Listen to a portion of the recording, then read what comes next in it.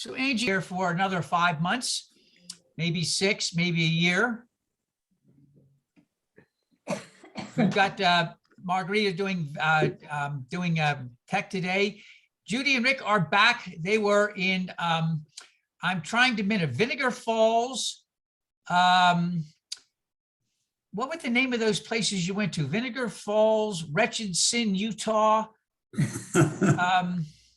Something Flats, you came up with Toad Flats.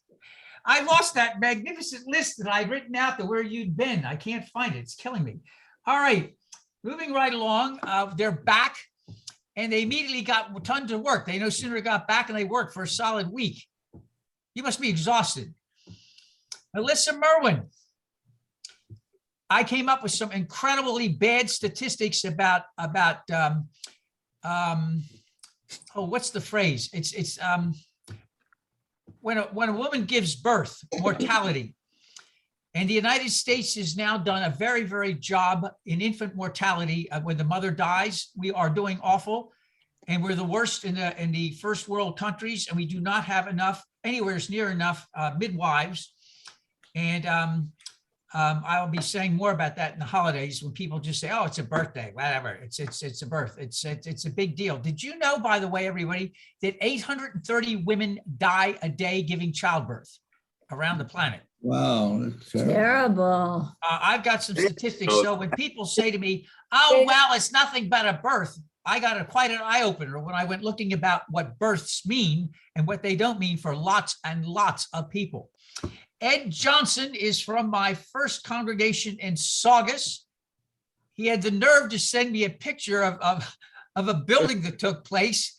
It reminded me of long, long ago, far, far away. Kathy is here this morning. Felix is here. Again, thank you to Felix and Digit for the getting the website up. Angie Hill has a unique hairdo this morning. Yes, yes, yes, yes. John and Chris are here. Mary Grimmy. Those are lamp. Mary Grimmy, do I see teeth this morning? Do I see a smile? Ah!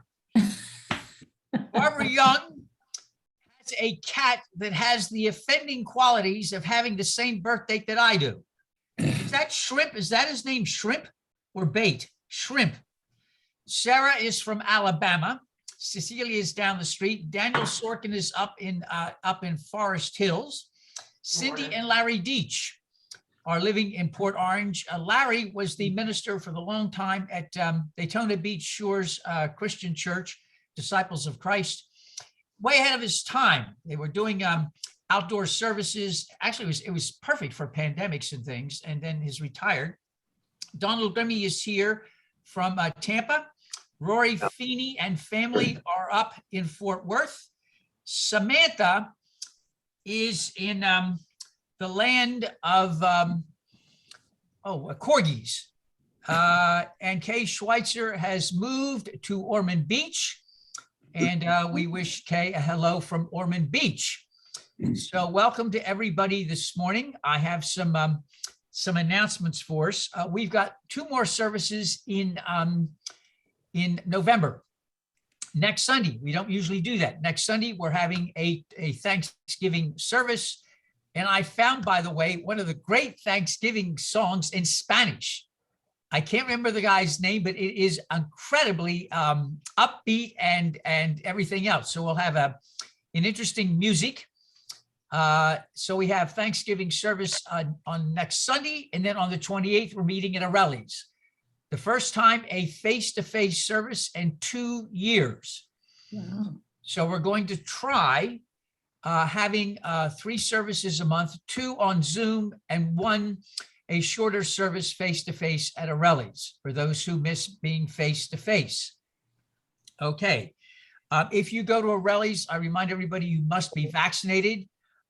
Casey is a paraplegic. Your minister has a heart transplant. If you're not vaccinated, I'm sorry to say you simply cannot come. The danger is too significant. Okay, we've got Christmas Eve coming up too, by the way. We've got 2 services in December. And then we've got a Christmas Eve service. We'll need an RSVP. because Relly has agreed if we have too many, we'll have 2 services back to back. And that's perfectly fine. That'd be kind of cool. Last Christmas Eve was wild. We asked everybody to bring a small flashlight.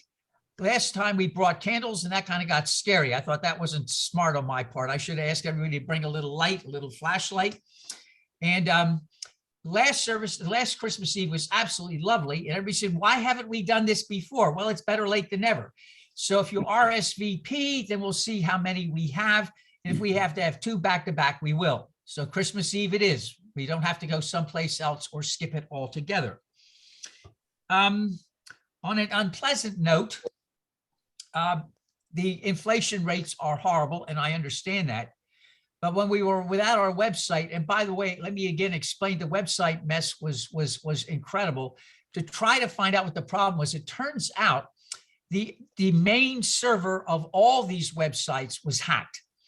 And it took Donald and Felix forever to work through the different hacking systems, and then to finally find the main server was hacked. Once that was found out, then we had to move from the main server, and then we had to find different platforms that would actually work, that would be really good for us. That took a long time. You just can't do that like in 10 minutes. So now that our website is back again, I need to remind everybody, very few people gave for 2 months. So we have bills, everybody. And so even though the inflation is up, I'm embarrassed to say, I would kindly remind you, if you could please give something. Every little bit counts. We've had very little giving for 2 months, and that's all I'll have to say. Roy has made it in from Bellingham, Washington. I always get that wrong. Maureen, help me out. Washington, is it Bellingham? Bellingham. Just Bellingham. think of yourself. You are a ham. You are a ham actor. And now you will always remember where Roy is from. And you need to No, I pay never your liked that woman. You do know that. I never really liked that woman. You get that clearly. I mean, seriously. I mean, the woman is just out of control. I mean, did you? Here. You know what? I'm going to remember that now. You do know that. That's going to work. So say Roy from Washington. Okay. I think little town of Bellingham. Bellingham is near the water, isn't it? It is, yes. Yeah, it's a quite exclusive town too. No, But you have to be a certain income to live there. no. I mean, it's changed over time. It's getting more expensive, but like every place else. Out of control, but very funny. All right, and black chip time. Let me remember, everybody, black chip. The black chip especially is helpful at the holidays. The black chip we stole it from NA and AA, and it's a reminder that if you've got something bothering you, you hold up a black chip, and to remind you and everybody else we're all working on things that bother us. And then if you've worked through it, you hold up the black chip in the beginning, say, see, I've worked through it. If you need black chips, email me and I will send you hundreds of them. Seriously, we'll send you a bunch. So remember, black chips are very, very helpful, especially during the holidays. Yes, it is true. I picked up 4 one holiday, only surpassed by Margarita, who picked up 5. So I'm just sharing with you that these can be very, very, very helpful. Having said all of that, let us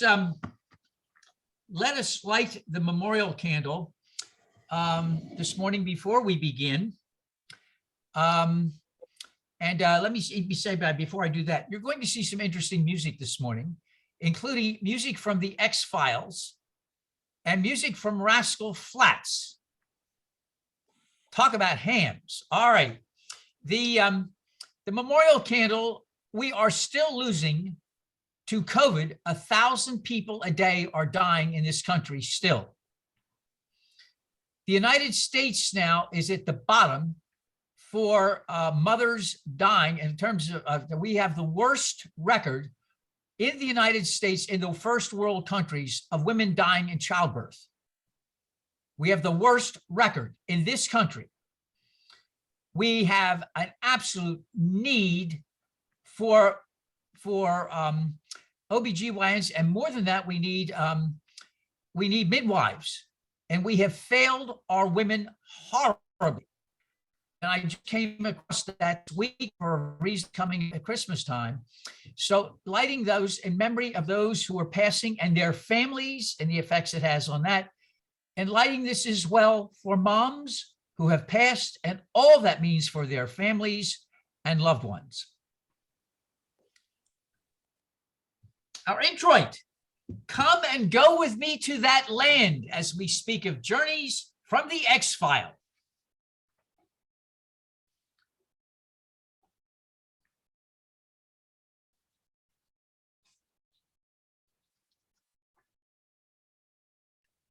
Will soon be posted, I believe.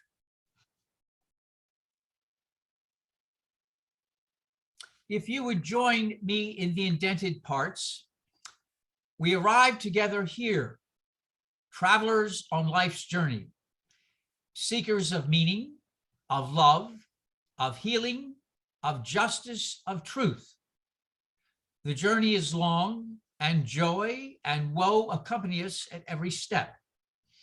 Numerous are our origins, our paths, and our destinations. And yet, happily, our ways have joined together here today, Spirit of Life, Source of Love. A morning prayer for those who wish. May our joining be a blessing. May it bring comfort to those who are in pain. May it bring hope to those who despair. May it bring peace to those who tremble in fear. May it bring wisdom and guidance for our journeys. And from Rascal Flats, bless the broken road.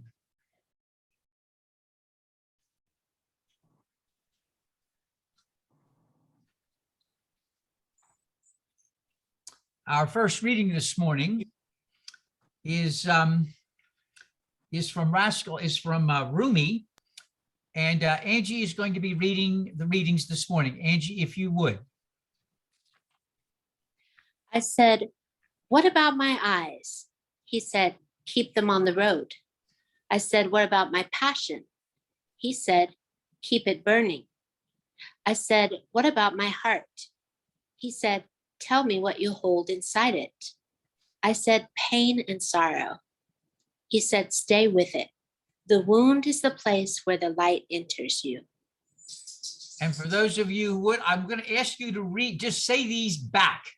These are great, great books about journeys, and say them back as I read it out loud. On the Road, Life of Pi, Eat, Pray, Love, The Adventures of Huckleberry Finn, Into the Wild, Midnight in Siberia, The Good Girl's Guide to Getting Lost, Grapes of Wrath,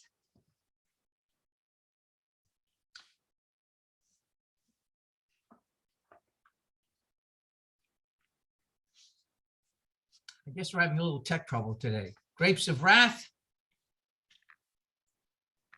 Hold on, it's stuck. Give me a second. where we are living, by the way, my computer's gone off several times this week in the middle of class, so please bear with us. Here you go. Okay, Journey to the Center of the Earth. Their Eyes Were Watching God. The Divine Comedy. The Odyssey. And the Epic of Gilgamesh. And from the book of Ruth, if you would, Angie.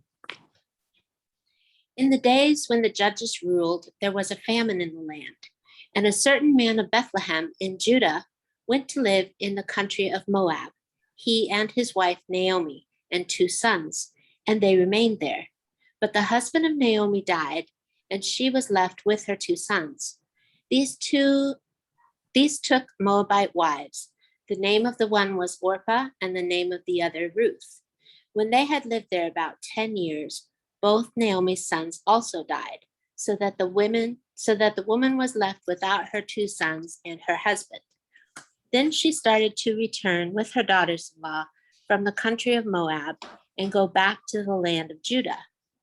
Naomi said to her 2 daughters-in-law, "Go back, each of you, to your mother's house." May the Lord deal kindly with you as you have dealt with the dead and with me. Then they wept aloud, and one daughter-in-law stayed in Moab, but the other, Ruth, clung to her.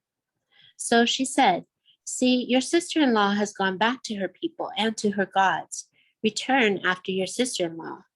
But Ruth said, do not press me to leave you or to turn back from following you. Where you go, I will go. Where you lodge, I will lodge. Your people shall be my people, and your God, my God. So Naomi returned with Ruth the Moabite, her daughter-in-law, and came to Bethlehem at the beginning of the barley harvest. The man who owned the land of the harvest was Boaz, a kinsman. As it would happen, he met Ruth, and she would become his wife. They would have a son, Obed, who had a son, Jesse, who would father David, who would later become king. Thank you. Thank you, Angie.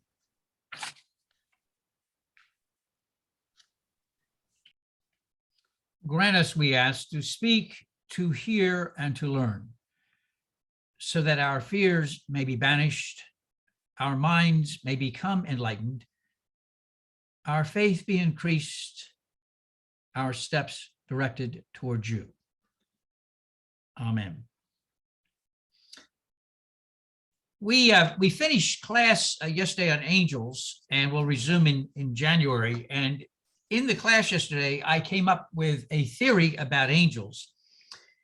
And I have a theory about holidays. Now, either suddenly wisdom has come to me at my late age, and my theories are showing great erudite reading of the texts and traditions, or I'm out in left field.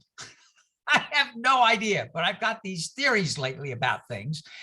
And so the theory about the holidays. Let me read a quote. I try to avoid plagiarism, so nobody that I know remembers who wrote this. So let me point out a colleague wrote this, but we can't get his or her name. The quote begins, "Why liberals get stuck during religious holidays like Passover, Easter, or in our case, Hanukkah and Christmas, remains both annoying and surprising to me. It seems that most liberals have less trouble shucking off all kinds of bad politics, racism, sexism, and tribalism than they do the teachings of traditional religion, especially in Judaism and Christianity. On one level, of course, you do not have to believe in doctrines and dogmas, for instance, that Jesus would have never known, much less understood, taught, or believed in, original sin, atonement, predestination, etc. On one level, yes. But come the high holy days and our liberal congregations empty, act embarrassed, or blank our great tradition of moving on and reclaiming what grounds us. And I remember when we used to meet at the JCC, come Christmas time, our services were empty. We had 3 or 4 people, avoided it like the plague. Also during Easter. It took me years to finally get everybody not to do that. This last Passover, Palm Sunday and Easter, everybody showed up. This time, as we go towards Thanksgiving, Hanukkah, and Christmas, I have bound and determined to take a look why the holidays really become such an annoying thing.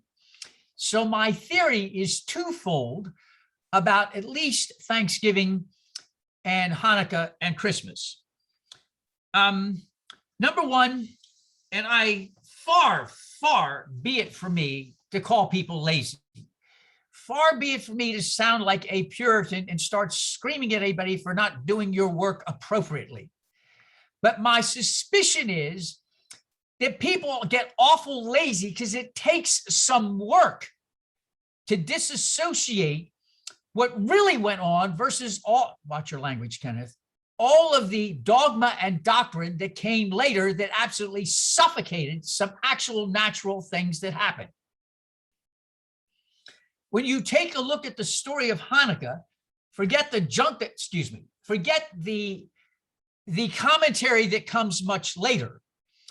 If you take a look at the original story, what happened in the evening when they found that boat of oil, that is a tremendous power in itself. If you take a look at births, and I will be having a lot to say about births after what I discovered this week, not only in the United States, but around the world. If you take a look at the power of these, and you take a look at the power of how we need to move things around every cycle of the year, it's very normal for Homo sapiens and animals as well to be able to do that, to dissociate the dogma and doctrine that comes later takes some work. Now, you all are well-read, you're smart and you're intelligent, so do it. Enough of this nonsense of taking off. There's no call for this. You're smart and intelligent, so do it. You know the doctrine, you know the dogma comes later, so put it out of your mind. No more of this stuff. Well, I can't put up with all this stuff. Well, put up with it and get it out. Enough. If you're going to be well-read, then do it. Do it means you get rid of, don't pay attention to the dogma, don't pay attention to the dogma. Take a look at some of the basics and celebrate the basics that we need to celebrate all the time, that light overcomes darkness. We need to be thankful on a regular basis, and births are important. And we need to celebrate those regularly and cyclically. I wish I had a powdered wig and white bands and a black gown and a big pulpit, and man, I would thunder. Pardon me, the ham. Moving along. I also expect, and this is just a theory, that too often in holidays, for reasons that are complex, we drag up our own histories and our own journeys. People tend to get depressed during the holidays. People tend to look at things that have gone on in the past. I can honestly say the greatest disasters in my life took place at Christmas time. Maria will tell you that I had to work through 5 Christmases of being in a healthy, finally good situation before I was finally able to exorcise the bad histories that I've had at Christmas time. Somehow we do this. Speaking of which, I have some quotes to help us out. The first quote about life and its journeys is a good one. We are born naked, wet, and hungry, and then things get worse. Do you like that? I see no smiles here. Let me try that again. We are born naked, wet, and hungry, and then things get worse. That's better. Secondly, I know that Maureen Sullivan went to the University of Southern North Dakota at Hoople and studied with a famous professor, Peter Schickley, where they ruminated about PDQ Bach and about life's journeys. It was said he sought out new paths, and in doing so became hopelessly lost. Yes, we too have sought no new paths and became hopelessly lost. So what had happened? Sorry about that. I'm on a roll today. And finally, from an extraordinarily good colleague, the Reverend Anthony Macker, I'm sure I'm mispronouncing his name wrong, he writes the following. The journey of life, we know that things change. What we might have fully embraced at one time later turns out to ring false for us. We also know the journey is surprising and takes us down roads we never could have anticipated. We don't take the journey takes us. The journey of life is messy. There must be a willingness, and nobody likes this, by the way. Nobody likes messiness. Everybody likes things to be ordered. Nobody likes change. Nobody likes messiness. I'm the same way. I'm no different than anybody else, but doggone it all, journeys are messy. And guess what, folks? Our lives are messy. I'm sorry about that, but that's the way it is. There must be a willingness to tolerate confusion and a willingness to be imperfect and evolving. I don't like being imperfect. Do you mind? I want to be right all the time, have all the right. Guess what? It doesn't work that way. I'm taking a look, my students taking a look, and I'm teasing them terribly about the fact that as COVID gets over, they're going to have to start dating again. And I said, you're going to have magnificent disasters. I said, I live for these moments. the famous, "It's not you, it's me." And I said, "I'm going to be missing all of this." I said, "Good luck." And somebody said to me, "Well, that's fine. You have a great relationship." I said, "If you subtract the decades before Maria and I met, you will find that I turned messing up great relationships, totally messing them up, into an art form." Yes, life is messy, it's confusing, it's evolving, and things don't work sometimes, lots of times. The journey is fall, then get back up again, then fall and get back up again, and keep walking and keep going on. Believe it or not, in all of this mess, your life has inherent worth and dignity, believe it or not. So I got to thinking about this, and I got to think about my own life, which has not been a paragon of virtue. If there is anybody who is certainly less holy in the ministry, to this day, I'm always fascinated. I look at my life and I am probably the worst example of somebody who should be ordained. I'm thinking, I looked at the name Rascal Flats, and I'm thinking, I can identify with a name like that. And I'm thinking, life is a mess. And I take a look at the Christmas time and Thanksgiving, and I see embarrassment, annoyance, unhappy memories. My rehab, Camp Happy, was at Christmas time. My first divorce was at Christmas time. I could go on and thrill you with joys of the holidays. And then I have this phrase I wrote down, "Been there. I really do not want to revisit this again. Thank you very much." And the holiday makes me revisit it again. So I got to thinking, maybe this is something everybody has in common, and maybe it'd be nice if we looked at each other's journeys for a moment and realized it is true. We are really all in this together. We really, really, really are. I was teasing Rick and Judy. This is where I said they went. And let me tell you the places I wrote down that I thought they went.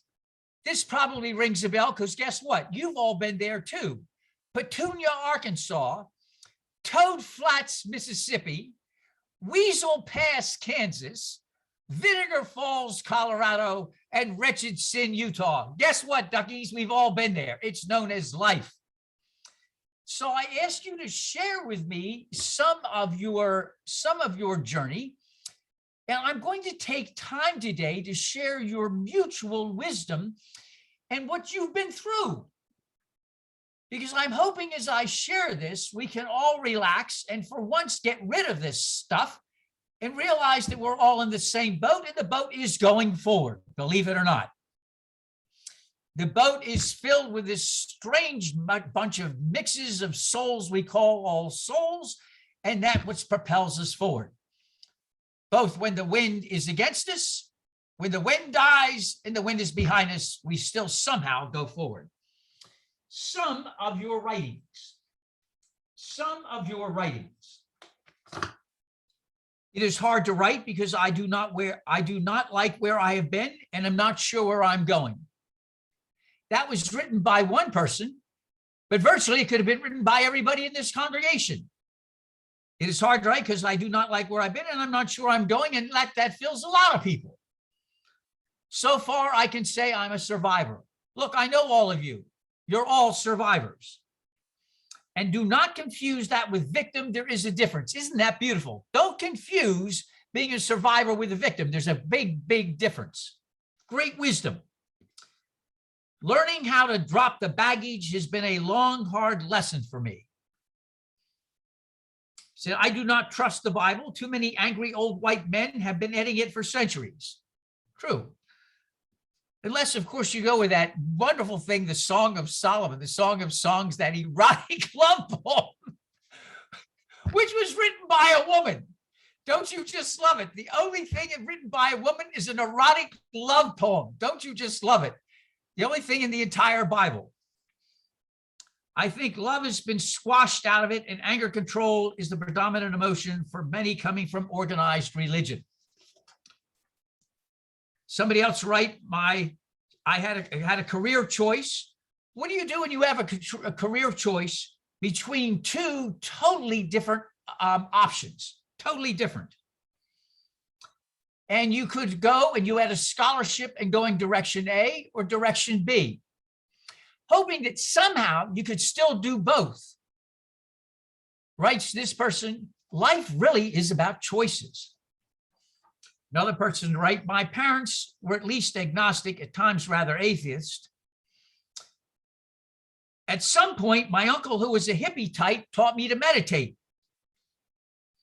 I learned that life goes on beyond this lifetime, that we're all connected deeply, that we may feel more connected to some than others because we stand closer in earthly backgrounds. But we all have a universal soul. And ultimately, there's just one with a capital O. In short, we're all in this together. In the last 5 years of unemployment or involuntary retirement has put me on a journey towards much greater patience. For over 25 years, I've experienced constant stress. I am quite relieved to be free of it. And that's how I found patience. Magnificent. Born and raised in the Appalachian Mountains. Yes, Rascal Flats is not the only one we listen to today. We have somebody who was born in Appalachia, in the Appalachian Mountains. Has been a curator for 30 years, mothers-in-laws, all of whom she called lovely. Now, that in itself deserves a stop and a moment of silence. Somebody had mothers-in-law and considered them all lovely. Do you think about that? In a lifetime that's still full of life itself, art, fishing, exploring, cats, dogs, and are you ready for this? A second home that was a Bible camp in the Appalachian Mountains. What a journey. As a teenager, I began to question Christian doctrine. At university and throughout young adulthood, I dropped out of organized religion, became a humanist. Then I married again and found fundamental Christianity. That marriage was called, are you ready for this? This deserves an award, the great unpleasantness. I have never heard a marriage referred to before as the great unpleasantness. This is the kind of people we are, folks. We say it the way it is. Some of you have had great marriages. Some of you have been able so far to avoid that interesting thing of marriage. And some of you too have explored the great unpleasantness. I have led spiritual experiences that felt like a wave of love and comfort washing over me nonetheless. Ends his thing on up. Here's somebody who you will be fascinated. The key words growing up was, I have to get away. Listen to this, I have to get away. Reared by because of a family situation, reared by a fundamentalist minister and his wife. Our member writes, thought, gotta get away. Took a new two-wheeler bicycle to the fire department and told the chief of the fire department I was running away. The chief called the minister. The minister arrived, switch in hand, and collected me home, feeling that I was a child of the devil. Ha! I love this. That's all of you too, by the way. Having always thought, gotta get away, when pressured by religion, however, had an almost insatiable desire to study and compare all beliefs. So what would you call that? Used to believe that is what it is what it is. But I let my life roll on regardless of the bumps as I trip over them. And I still believe in a loving God who has known you during many lifetimes. Can you imagine growing up and have the phrase, what you remember from a lifetime as a child, I've got to get away, and being met by the minister with a switch in his hand? Have you ever found yourself in a situation where your life was suddenly been derailed and you ended up on a journey that changed your life?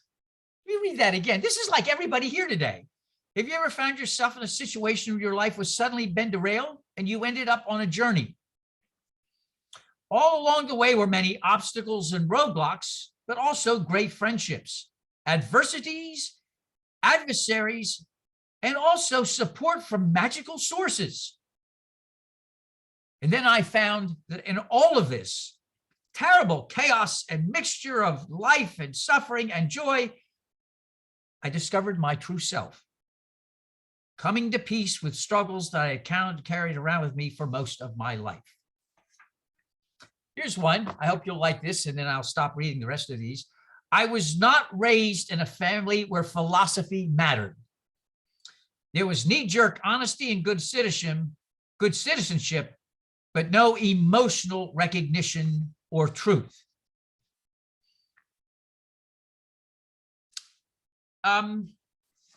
Everybody that shared things we all have in common. We've all known suffering. We've all known disappointment. Some of you, many of you have had great unpleasantness in your relationships. You've had sadness. You've had divorce and death. You've had job disappointments. And you're still here. Why? Let's go back and visit Ruth for a moment. Did you ever look at the story of Ruth? It's an interesting story. And by the way, if you want to talk about intervention, I'm not going to say divine. I'm not sure, but an intervention came to me as I was struggling to come up with something that I wanted to wring from biblical texts. And out of nowhere, the book of Ruth. I have not read the book of Ruth in decades. Ruth. Naomi is in a very, very poor strait. She's married, she has 2 sons, and there's a huge famine in Bethlehem. The story goes, according to modern scholars, this was written after the exile. Jerusalem is destroyed. The land is very poor. There are famines. Moab is no longer the great enemy everybody thought it was. Everybody is struggling with famine and disease and depression. And there is some ground and some food in Moab. And weirdly enough, Israel's hated enemies give succor and substance to what? People from Judah and Israel. Who knew? So she collects her husband and her 2 sons, and she goes to Moab, where, as immigrants, don't you love that it keeps cropping up again? As immigrants, her husband and she have 2 daughter-in-laws who are Moabite. And there they live for a long time. Her husband dies, leaving her, as you really read the story of Naomi, a rather bitter and annoying person. Then her sons die, and she becomes even more annoying and bitter. And she has 2 magnificent daughters-in-law. She tells them to stay. One feels comfortable staying. No problem there. This is the land that she knows. Most people stay where they are, the land they know, but the other one says, let me come with you. I'm going to take a different take. I'm going to suspect Ruth really did not want to go to Bethlehem or this other land. She really didn't want to. My suspicion is we've not paid attention to Ruth. Ruth was worried about Naomi. Naomi was bitter and annoying, and believe me, none of you'd want to be around her. I wouldn't want to be around her. All she did was complain and complain and complain and just oozed bitterness. And I think Ruth's joy, her beauty is that she wanted to be sure this woman would be okay. She was no more, I'm sure, interested in going to a strange land than the man in the moon, but she accompanies Naomi, I'm going to guess, out of pure, sheer self-giving. And what does she do? When she gets there, she winds up working hard. They're threshing wheat.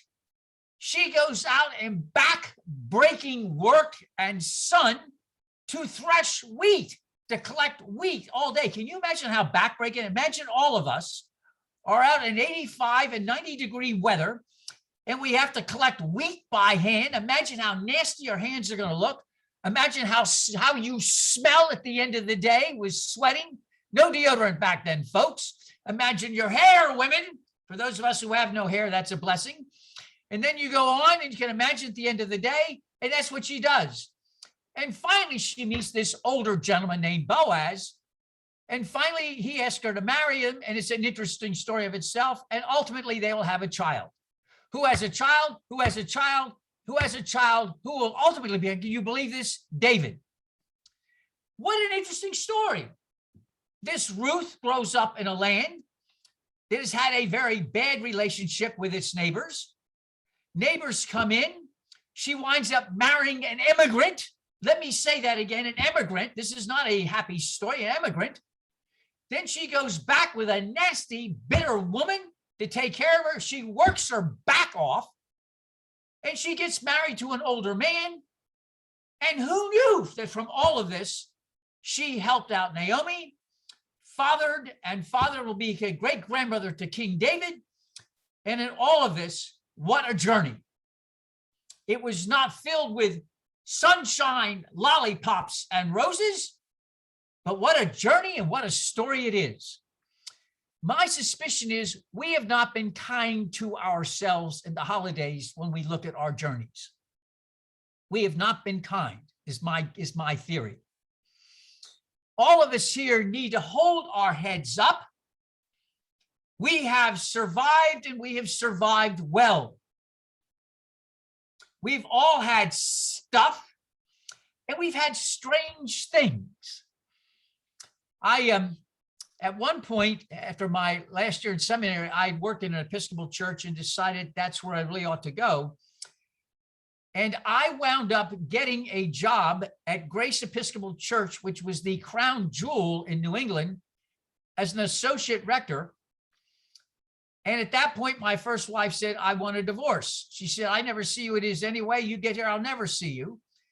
And so when we got divorced, it was interesting. The bishop got divorced, but if you were a clergyman, you had to quit. So that meant I had a divorce, no job, and nowhere to go, all at Christmas time. Here's the funny thing.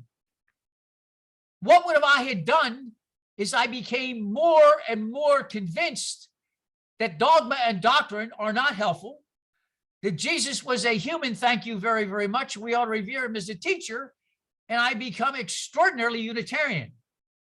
This saved me. Who would have known? Who would have known? It saved me from disasters down the line. Do you think I like going off on December 19th to Camp Happy? Do you think I loved expending Christmas with a bunch of angry drunks? Are you kidding me? That was not a great way to enjoy Christmas. A bunch of angry drunks in Atlanta, Georgia. This was not fun. Let me tell you that. But it worked. It worked.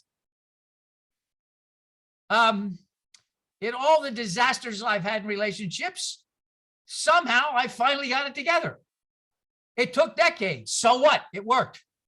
I would suspect that if all of us took time and actually looked at our journeys, we would come away with a lot of smiles, a lot of joy.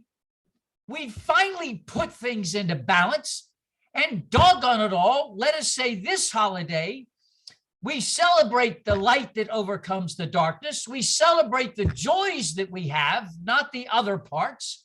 We lift up our surviving well, and we can laugh when we've been to Petunia, Arkansas, Toad Flats, Mississippi, Weasel Pass, Vinegar Falls, and Richardson, and so what? We're still in the boat going forward. We're still smiling, and we still hold up our heads. That's what I want us to do at this Christmas and from now on. When the holidays come, if you have to go back and look at the journey, then look at it realistically. Look at the good things you've done. Look at the smiles you have, the loves that you have, the joy that you have, and lift that up. Enough of the other stuff. And stop being lazy, dissociate the dogma and doctrine, and enjoy the real things of life that these holidays give us. And that's my theory, and I hope it means something to all of you. With powdered wig, bands, a flopped up black gown, and a huge pulpit, ham and all. Amen.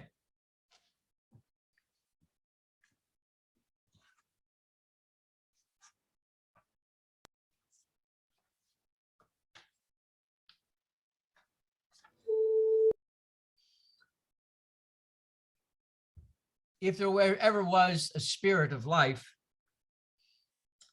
that spirit of life was born in very, very poor circumstances and proceeded at the age of 30, which was middle-aged, to embark on a career of working with the poor and the unfortunate, the sick and the suffering and the tempted and bereaved, and the forgotten and lonely. And in so doing, he broke bread with all kinds of people, going back to a very ancient Jewish custom, which was ancient Canaanite, which was even ancient before the Canaanites. And the idea of bread symbolized welcome and peace and friendship. And so, eschewing doctrine and dogma that came later, we too adopt the idea of offering bread and cup as symbols of peace and friendship and openness and welcome. And so we offer this bread and that simple cup, and we ask people if they are interested, if they would come forward. And for a lot of people, this does not work for a variety of good reasons. So we open the circle, and we always make sure the circle includes everyone. And then we read the following words together. I ask if you would repeat them after me. And take a moment as we say these to think of those lovely voices, those lovely faces we saw as All Souls Washington was singing Spirit of Life. Promise me you'll remember.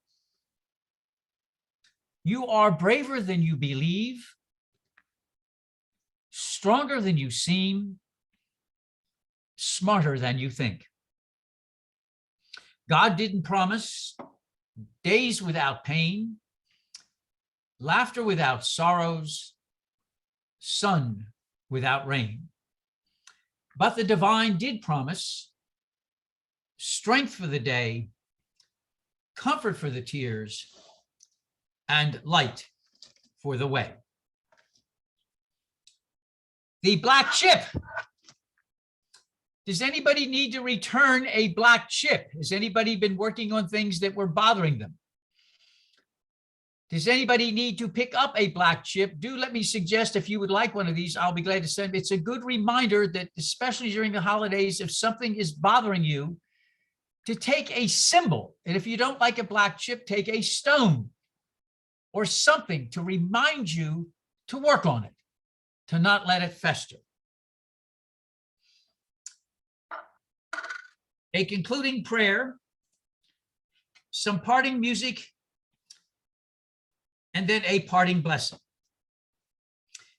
May the blessings of the divine be upon us in this hour and in the days to come, that we may seek the truth more devotedly, that we may think more independently, that we may reflect more searchingly, that we may know ourselves more completely, that we may forgive more quickly, may pray more thoughtfully, may act more courageously, and may live more nobly.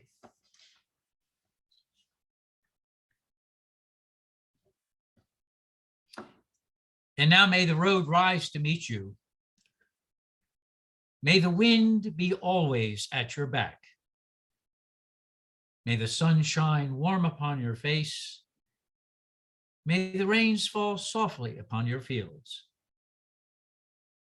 And when we meet again, may the divine in me greet and embrace the divine in you. Amen. Let me have a moment to say goodbye to everybody.